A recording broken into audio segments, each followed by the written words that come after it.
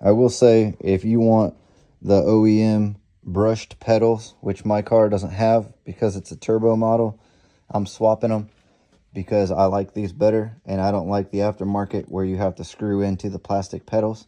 So I'm replacing these. But if you want to do this, you have got to be super dedicated, because on the back here, there are 6 bolts that have nuts on them you have to remove.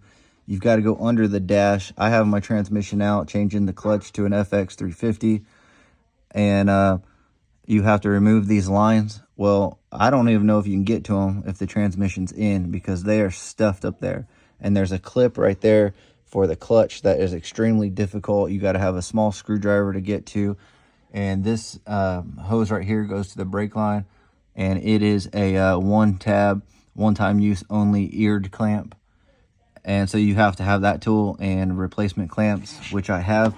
And then in order to get the clutch and brake out, you have got to remove the fuse box. You got to remove all the panels. There's a metal brace underneath there that you have to remove, and you have to lift up the steering shaft off of the post.